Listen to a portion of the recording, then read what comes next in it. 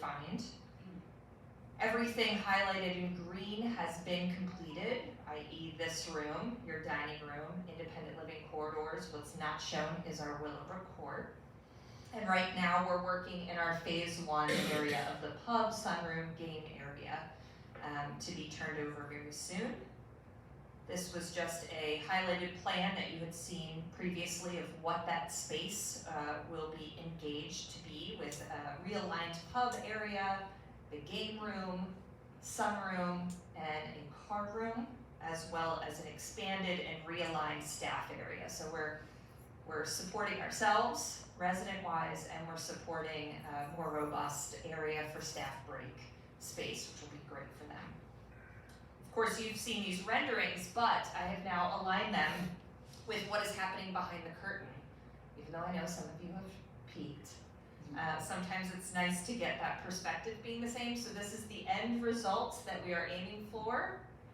And this is where we currently are. I know it's hard and we have lights on and they kind of pile things, but man, it's really cool to walk in there and be able to see, the reality of it. And you can see a little bit here. That is your ceiling plane. It is a very tight space, but we are gaining a little bit of headroom from what you previously had. So we are getting as tight as what we possibly can to still be able to have HVAC, the light fixtures, and so on. But it's right there to that plenum space. And then we had this rendering view. And this is what is currently happening as of last week when I was here. To take a peek at what that's going to shape up as. Just for placing, this is the doorway back here to the sunroom. Here's your fireplace area. You'll have an alcove of a doorway leading into the game room from the lounge pub area as well. And then we'll have built-ins and cabinetry there. That will be, most of it's already on site, which is great. And then our game room space. These are transom windows that borrow light from our sunroom. Here's that French door space that I had just shown you, and the double-sided fireplace still engaged. And this is where we are right now as of last week. So they are moving along. I'll go on record saying that this project is essentially our only project on schedule right now. So it's amazing to be here and that we're really on point. We have a great construction team and vendors and suppliers that have really worked with us here. So this is going really well, knock on wood, this is going really well. Again, just to remind you of phase 2 area, and please know this diagram has been massaged. I just have not fully repatched in new updates there. But we'll be, as soon as finishing phase 1, we'll be rolling into phase 2, which is the expansion, the addition, and the courtyard enhancements. So that's what we're considering as phase 2. And here is the concept plan. So as you know, I like to show you kind of the evolution, the concept plan to the schematic plan to the current plan that we're working on. So a lot of realignment with that bistro kitchen, as well as an expansion to the bistro seating area. So once we really took a step back and started looking at what the capacity was, as well as aligning it with our deliverables and the performances of our other bistro spaces and our sister communities, we knew that we needed to enhance some of the seating because of the draw that becomes the bistro area and the amenity that's there and the offerings of food appropriation. So this also shows our aerobics room, fitness area, changing rooms. Now we do have kind of a security desk, hospitality area.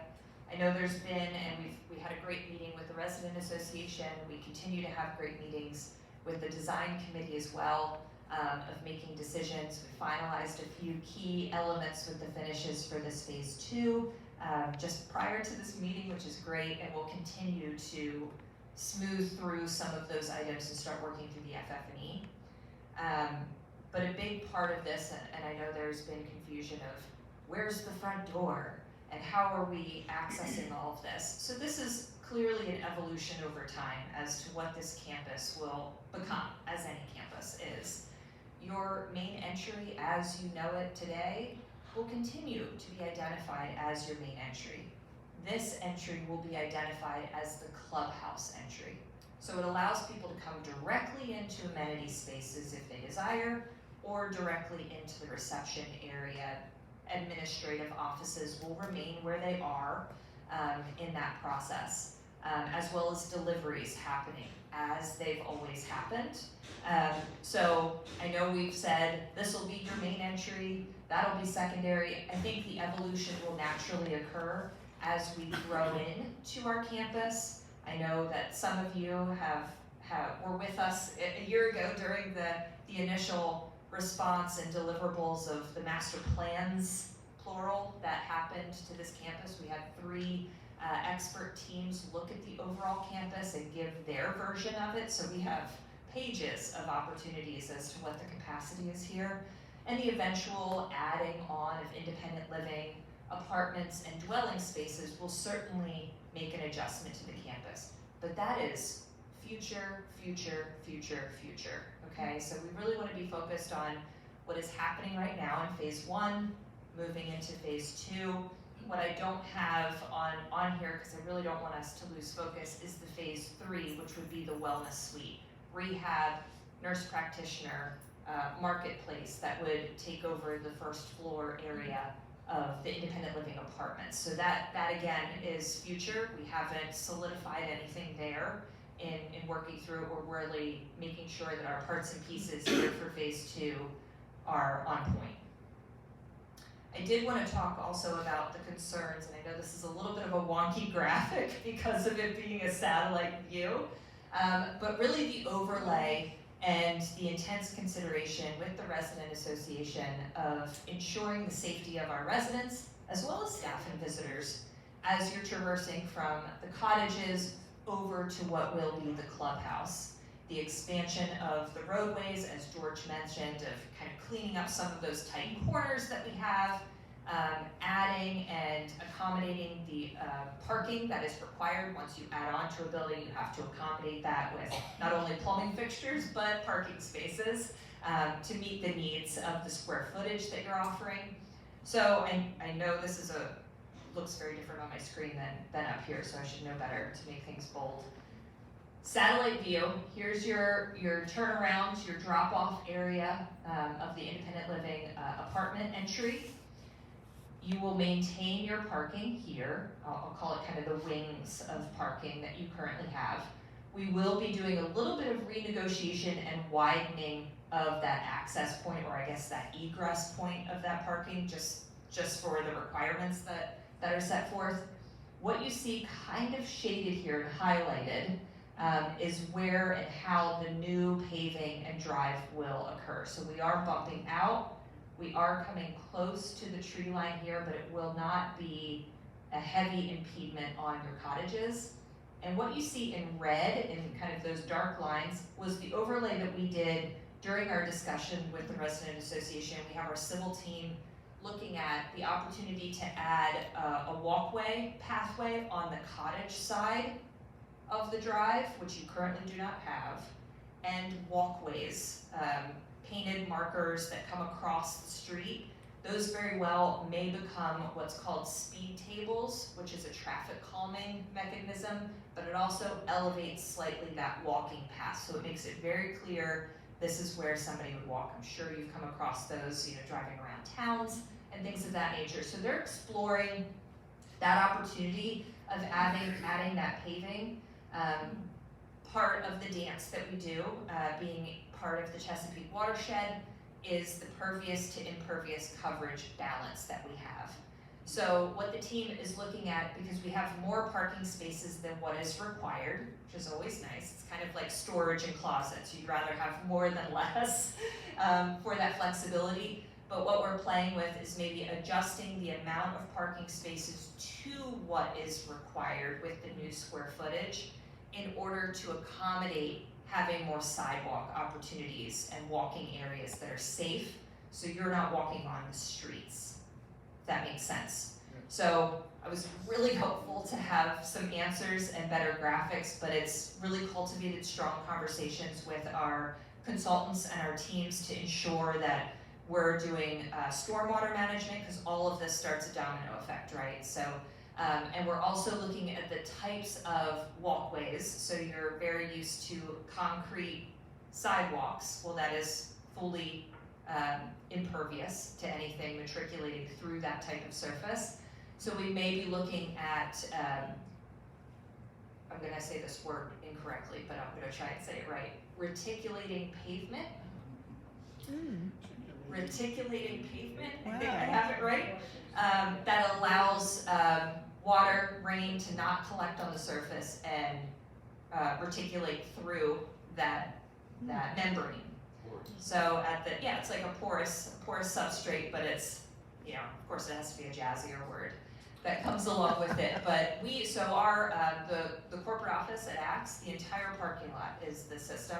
It's fascinating to be there, and there's, the downpours of 2021, 22 that have been happening, and you can start seeing the water form, but just as fast it dissipates in, which is also phenomenal in the wintertime, so you don't get the puddling happening. Yeah, good. It's costly, there's cost that's associated with it, but I think that might be an opportunity for us to explore. So I just want to put that in the back of your heads, that you might not see the traditional sense of a sidewalk, but it might be a smooth, walking, safe, accessible surface that allows handicap accessible. That's a requirement with anything we're doing. We're not just gonna dump lumps along the street side, but really create that access route and a safe route, but also is a sustainable route, which I think is a great way to do it.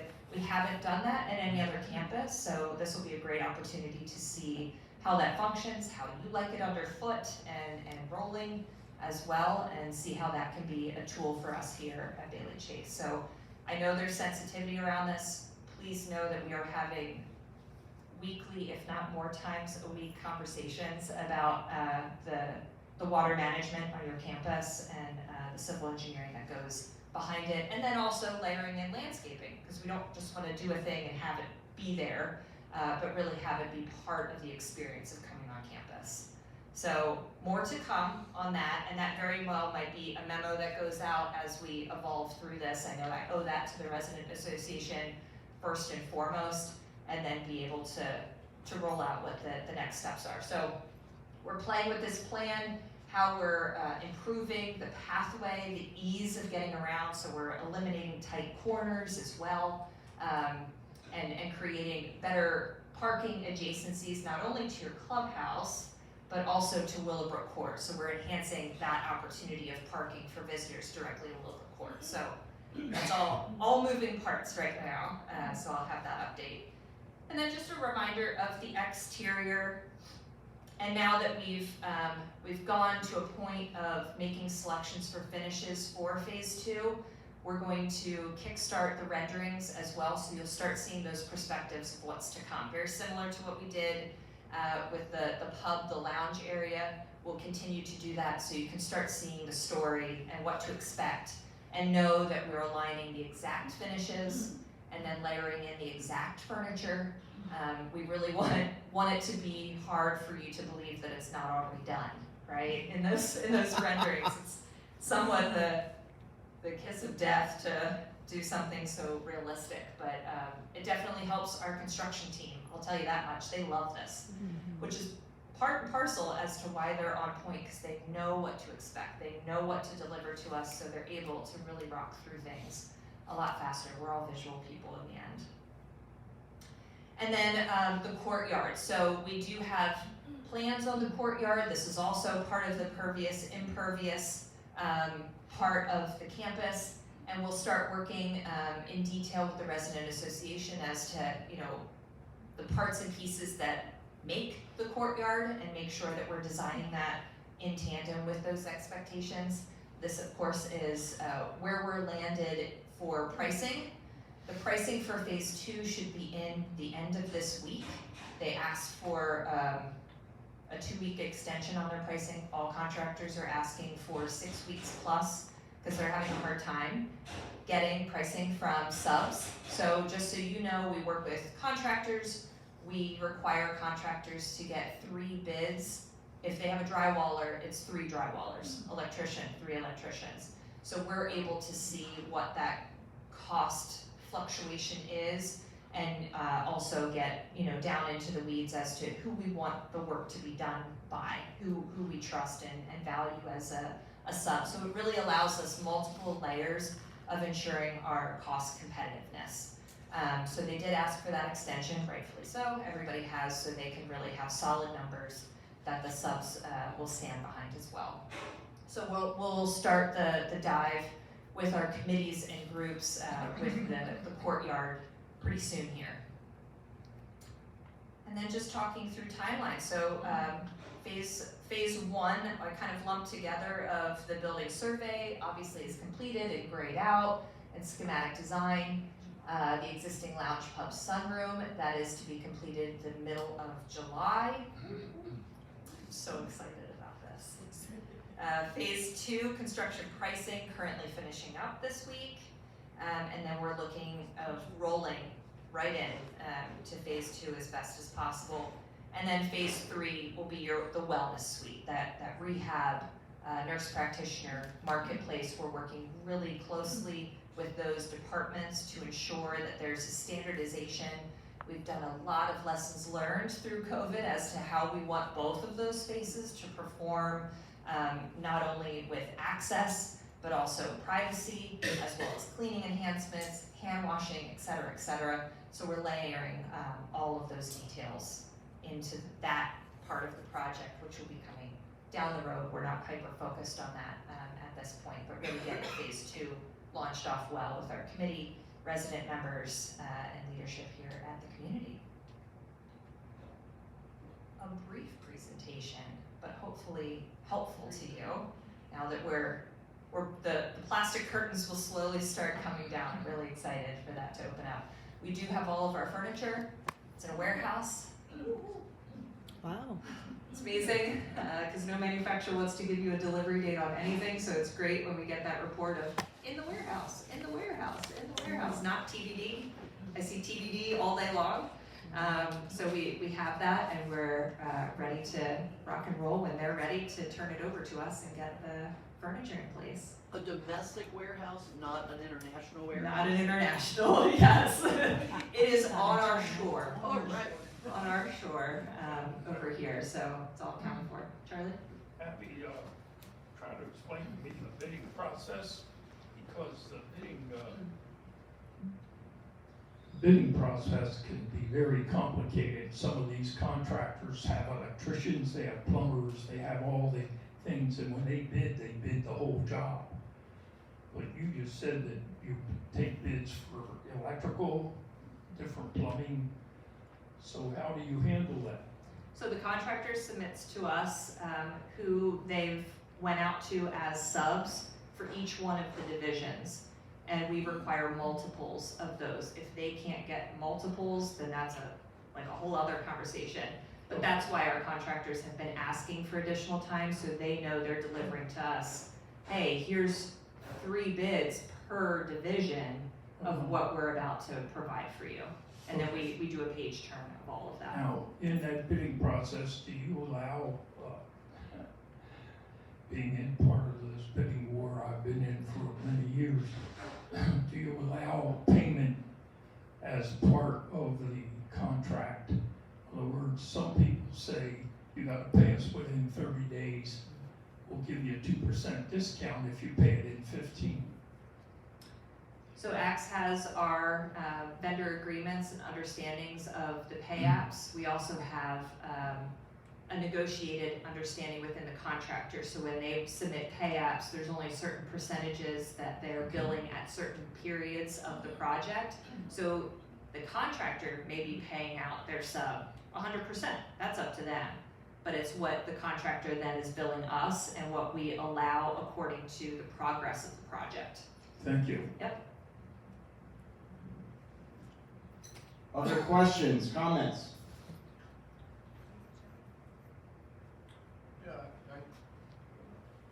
I noticed in this renovation, the bistro has been moved slightly to the left, and the kitchen has been moved right behind the lobby.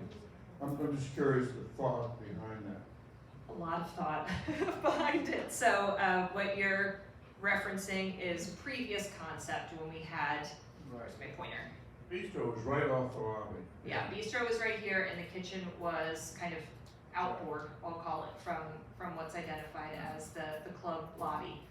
A lot of thought in and consideration and feedback from our resident committee was the concern of the traversing of food, dirty dishes, and how things, now we have this pathway that's coming from the main kitchen, which is way up here the whole way down.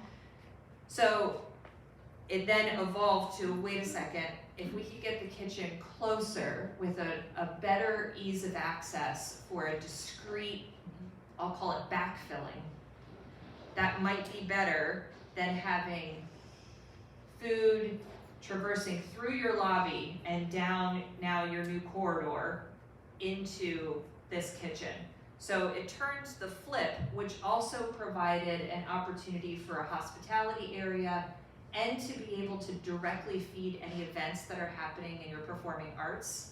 So it allowed for, yes, there's still gonna be that traversing from the main kitchen because all deliveries still have to come through the main kitchen to be inventoried, checked off, accommodated, and then divided between the bistro kitchen and the main production kitchen. This also allowed for a bit more space being snug up against the structure to provide for better connections with plumbing and utilities. So we could do dishwashing here, so dirty dishes are not going back to the kitchen. So you're not having that traverse.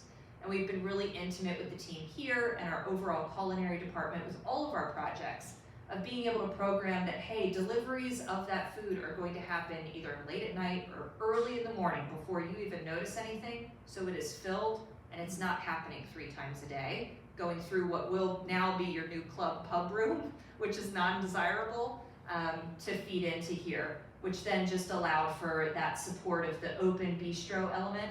Now, certainly this is the schematic, and then we grew that a bit. So we're able to accommodate beverage areas and be able to come in and out in multiple areas for that free flow of our staffing as well as that backfill. So it was really, how do we reduce the traversing of product, which also decreases our time or increases our time when you're traversing at a longer distance and takes more full-time staff in order to have that level of movement. So it's been a fascinating math equation as to how many feet somebody has to go and what that cost adds into. So that's why we flipped it a little bit, and it really allowed also for a better opening and more daylight to start coming into the bistro itself as well. Thank you. Absolutely. Great question. Other questions? Comments? Going once? Going twice? I'm not leaving, I wanna get some.